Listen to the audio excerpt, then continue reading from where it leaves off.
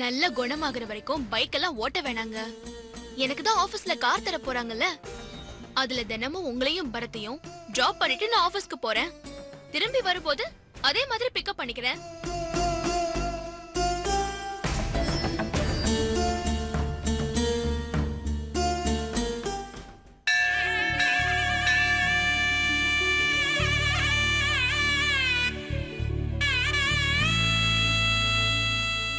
வாங்க வாங்க. யாரு பேருக்கு அர்ச்சனை? சாமி பேருக்கு பண்ணிடுங்க. ஏஷா பண்ணிடுவோம். சாமி. உங்களுக்கு? அம்மன் பேருக்கு. அம்பாள் பேருக்கேவா? ஆமா சாமி. ஓம் பக்வை பக்வஸ்வாயி பக்வசாவிகாயி பகவீர்யாயி பகமாச்சதலாயி பகிரண்யாயி பகு அஸ்திகாயி. அம்மா தாயே, என்னை ஏமா இப்படி சோதனை பண்ற?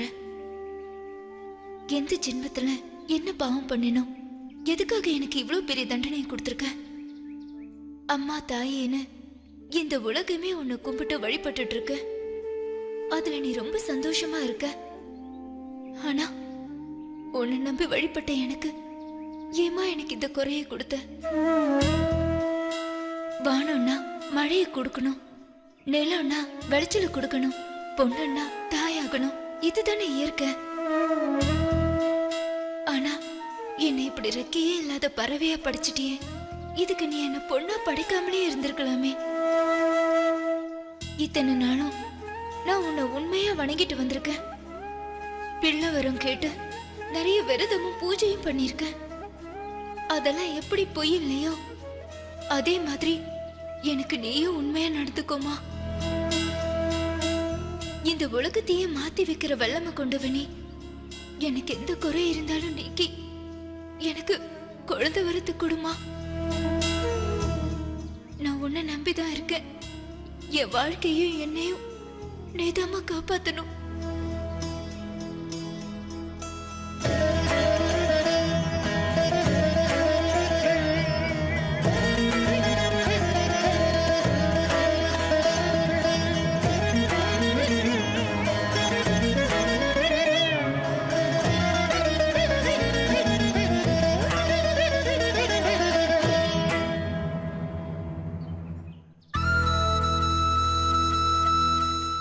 அம்மா, உன் மனசுல என்ன குறைன்னு நேக்கு தெரியாது.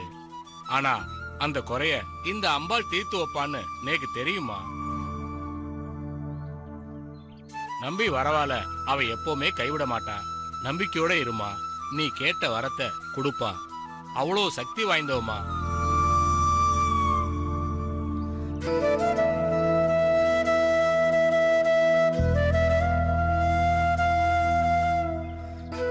परमेश्वर्यं विहाय नमः आद्यदीपं दर्शयामि.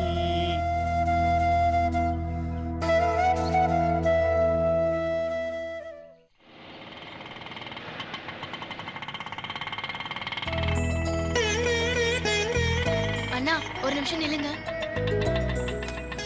இந்தாங்க.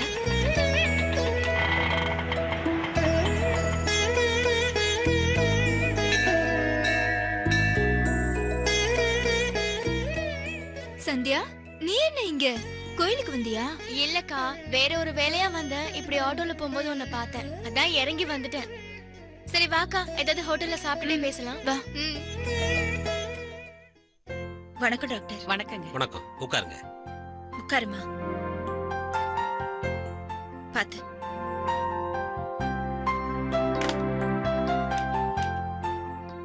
நர்ஸ், மீனாட்சி அம்மாவோட ரிப்போர்ட்டை கொஞ்சம் எடுத்துட்டு வாங்க.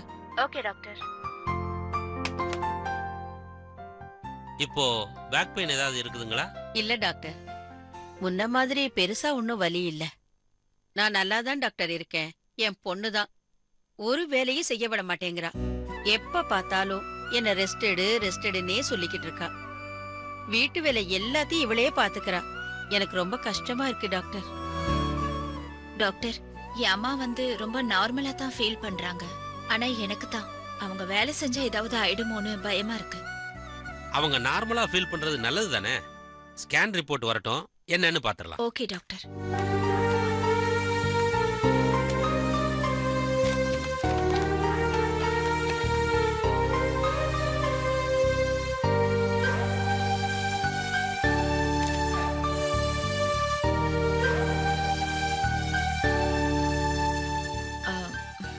டாக்டர், இப்ப எப்படி இருக்கு ரிப்போர்ட்?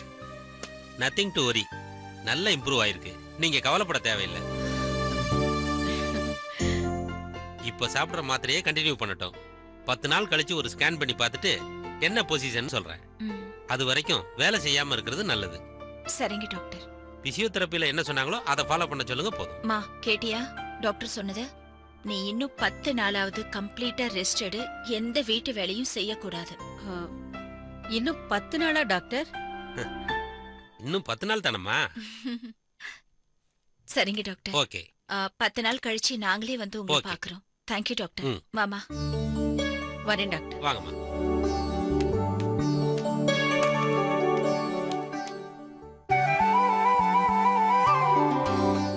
அக்கா, இந்த ஹோட்டலுக்கு தான் நான் அடிக்கடி வருவேன். அப்படியா? சரி சொல்லு, என்ன சாப்பிடுற? என்னத்த சாப்பிடுறது? நீ ஏதாவது சொல்லு. மேடம், என்ன சாப்பிடுறீங்க? இங்க சப்பாத்தி நல்லா இருக்கும், சொல்லிடவா? சரி.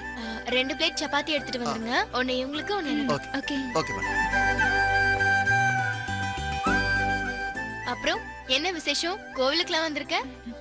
மனசு சரியில்லைன்னு கோயிலுக்கு வந்தேன். ஐயர் சொன்னது மனசுக்கு நிறைவாவும் நிம்மதியாவும் இருந்துச்சு. மத்தபடிலாம் ஒண்ணும் இல்ல. நிம்மதியா நிறைவா இருந்துச்சுன்னு சொல்ற, ஆனா உன் முகத்துல ஒரு தெளிவே இல்லையே.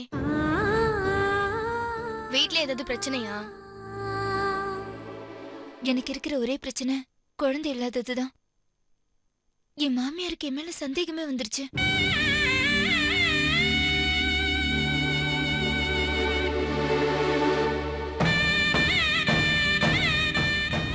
எனக்கு அர்ச்சனா மேல சந்தேகமா இருக்கு.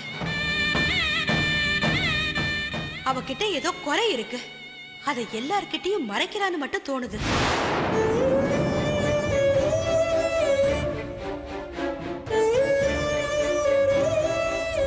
அவளுக்கு தெரியாம நீ அவளை கவனி.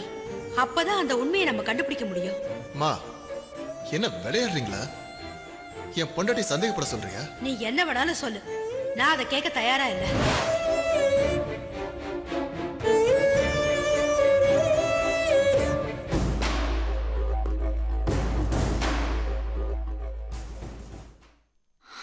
இன்னும் எத்தனை நாளைக்குதான் இந்த உண்மையை மறைக்க முடியும்னு எனக்கு தெரியல.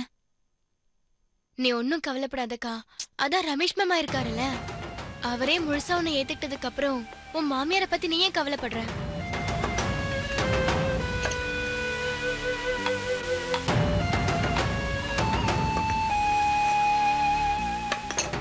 வேற ஏதாவது மேடம்? இல்ல போதும். ஓகே.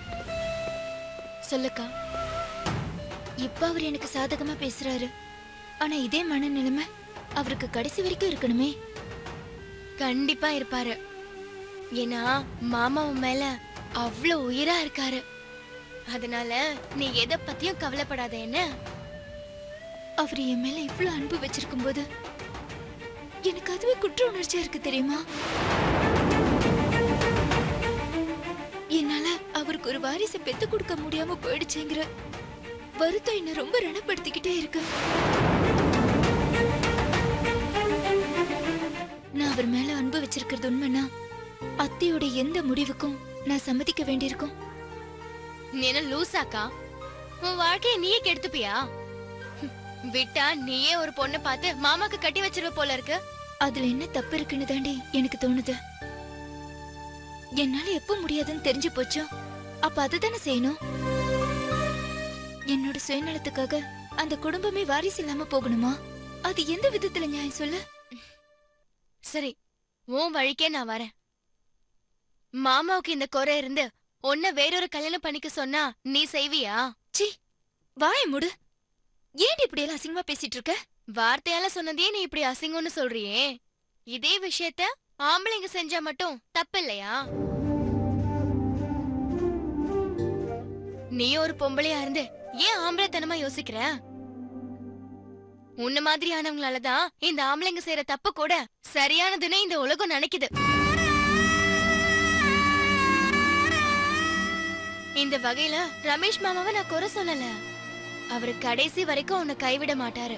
அத நான் உறுதியா நம்புறேன். நீ இந்த மனசாட்சி மண்ணாங்கட்டின்னு சொல்லி அவரோட மனசை கெடுக்காம இருந்தா சரி.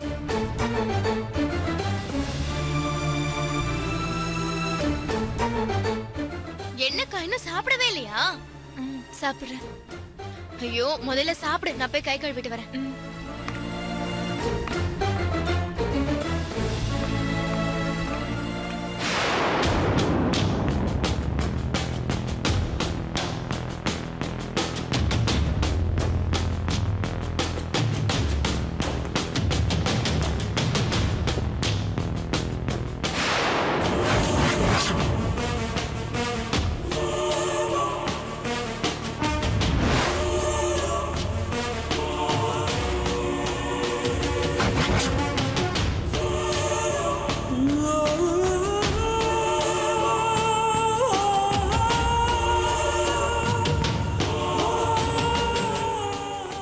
அர்ச்சனா, நீங்க பேசினதெல்லாம் நானும் தற்செயலா கேட்டேன்.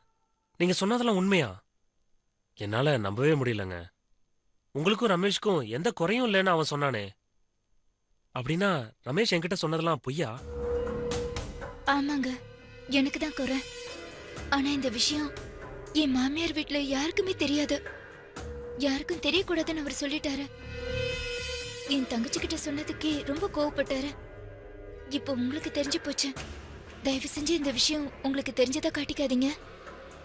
அப்புறம் அவர் என் மேல ரொம்ப கோவப்படுவாரு. சத்தியமா சொல்ல மாட்டேங்க. உங்களை நினைச்சா எனக்கு கஷ்டமா தாங்க இருக்கு. ஆனா என் ஃப்ரெண்டு ரமேஷை நினைச்சா ரொம்ப பெருமையா இருக்குங்க. வாய்ப்பு கிடைச்சா இன்னொரு கல்யாணம் பண்றதுக்கு ரெடியா இருக்கிற இந்த காலத்துல என் ஃப்ரெண்டு உங்களை எந்த சூழ்நிலையிலையும் விட்டுட்டு போக கூடாதுன்னு நினைக்கிறான்னா அந்த அளவுக்கு நீங்க அவன் கூட வாழ்ந்திருக்கீங்கன்னு தெரியுதுங்க. உங்களோட நல்ல குணத்துக்கு உங்க குறையெல்லாம் மறைஞ்சு நல்லது நடக்குங்க. அந்த கடவுளை நம்புங்க.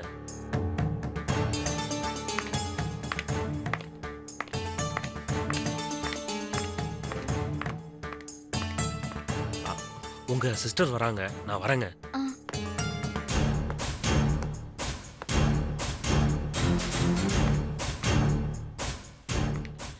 இன்னும் நீ சாப்பிட்டே முடிக்கலையா? இதோ ஆயிடுச்சுடே. காலையில கோயிலுக்கு வரும்போது தான் சாப்பிட்டு வந்தேனா, அதான் சாப்பிடறதுக்கு மூடே இல்ல. சரி, உனக்கு சாப்பிட பிடிக்கலன்னா விட்டுரு, ஒன்னும் பிரச்சனை இல்ல. சரியா? ஓகே, போலாமா? ஒரு நிமிஷம். பேரர் மேடம், பில் கொண்டு வந்துருங்க. Okay madam.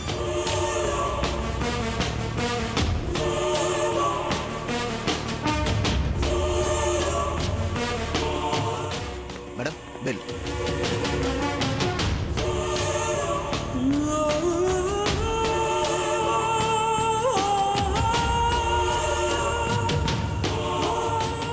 போலாமா? இந்தாங்க. Thank you madam. வா போலாம்.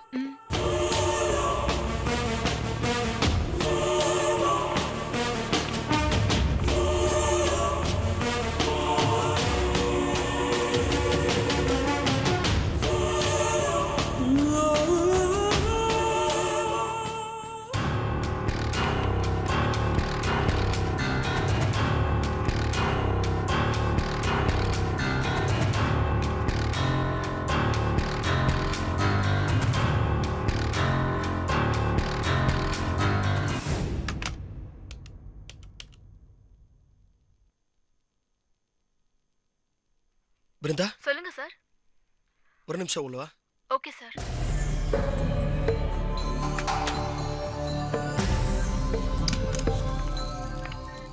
May come in sir? Yes sir. இன்னைக்கு பவர் கார்டு கம்பெனியோட மீட்டிங் இருக்கா? அது இன்னைக்கு இல்ல சார், நாளைக்கு. ஓ, நல்லதா போச்சு. வேற ஏதாவது மீட்டிங் இருக்கா இன்னைக்கு? இன்னைக்கு எந்த மீட்டிங்கும் இல்ல சார், நீங்க ஃப்ரீயா தான் இருக்கீங்க. Very good. ஈவினிங் ஒரு முக்கியமான கிளையண்ட் மீட்டிங் இருக்கு, அதுக்கு நீயும் வரணும். ரெடியா இரு. சரிங்க சார்.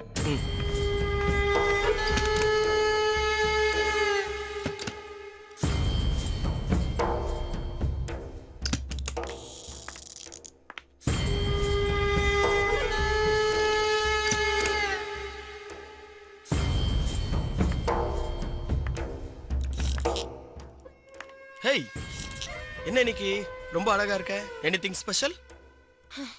ஃபினிஷிங் ஸ்பெஷல் தான். வேற என்ன? இன்னைக்கு ஈவினிங் தானே அபார்ஷன் பண்றதுக்கு அப்பாயின்மெண்ட் வாங்கியிருக்கீங்க. ஓ, இன்னைக்கு தான் அப்பாயின்மெண்ட் வாங்கியிருந்தோம்ல. சாரி, மறந்தே போயிட்டேன். அது வரைக்கும் சந்தோஷப்பட்டுக்கோங்க. இப்படி ஒரு பாவத்தை பண்ண போறமேன்னு இப்ப வரைக்கும் என் மனசு அரைச்சுக்கிட்டு இருக்கு. பாவத்தை பண்ணி முடிச்சதுக்கு அப்புறம் அந்த குற்ற உணர்ச்சிய எப்படிதான் தாங்கிக்க போறேன்னு தெரியல.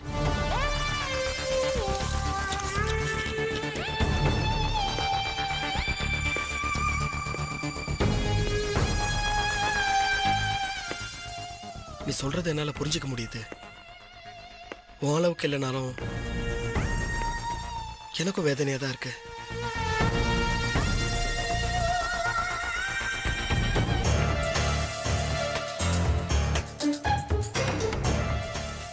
என்ன பண்றது லலித்? நாமளும் உன் வயித்துல இருக்க கருவும் கொண்டு வந்த விதி அப்படி. இதை வேற எப்படி சொல்றது? சரி, கொலை பண்ண போலாமா? ஏன் லலித் இப்படி எல்லாம் பேசுற? வேற எப்படி சொல்றது? சரி, போலாம் வாங்க. மறந்தே போயிட்டேன். என்ன மறந்துட்டீங்க? இன்னைக்கு ஈவினிங் ஒரு முக்கியமான மீட்டிங் இருக்கு. இன்னைக்கு மீட்டிங் எதுவும் இல்லையே. புது கிளைண்ட் 50 கோடி ரூபாய் ப்ராஜெக்ட். டேர்ம்ஸ் அண்ட் கண்டிஷன்லாம் இன்னைக்கு ஈவினிங்குள்ள ஃபைனலைஸ் பண்ணி ஆகணும்.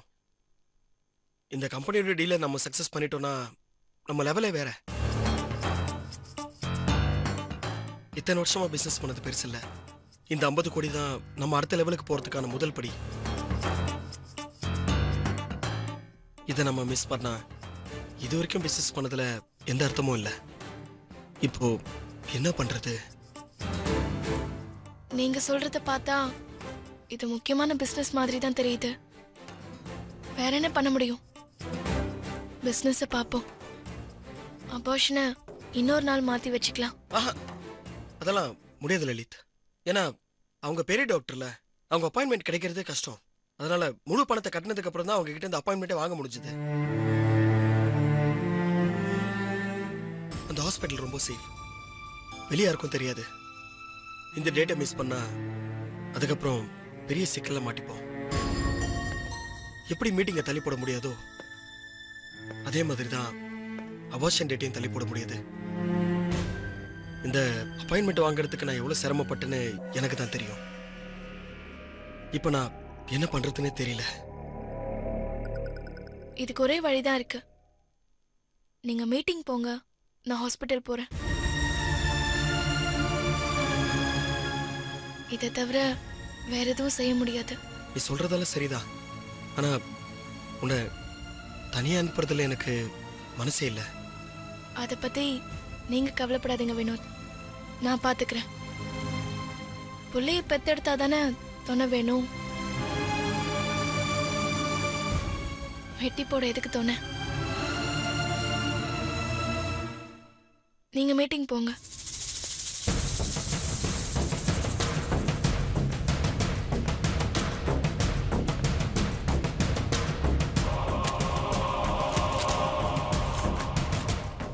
இது ஹாஸ்பிட்டலுக்கு பே பண்ண பில் எடுத்துட்டு போ.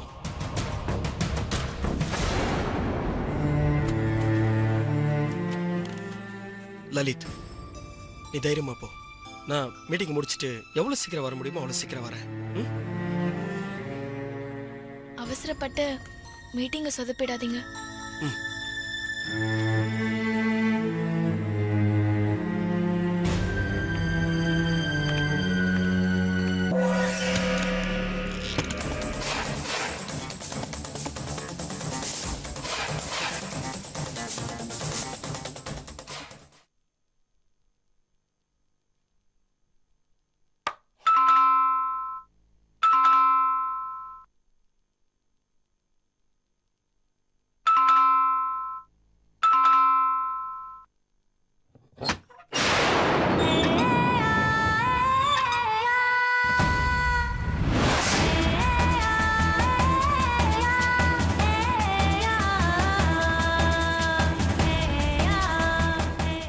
என்னங்க வீடு தேடி வந்தவங்கள வாங்கன்னு சொல்லாம இப்படி ஷாக்காய் நிக்கிறீங்க? வாங்க. ஆமா, எதுக்கு வந்தீங்க? என்னங்க இது வாங்கன்னு சொல்றீங்க, வழி விடாம நிக்கிறீங்க. எதுக்கு வந்தீங்கன்னு வேற கேக்குறீங்க. வாங்க.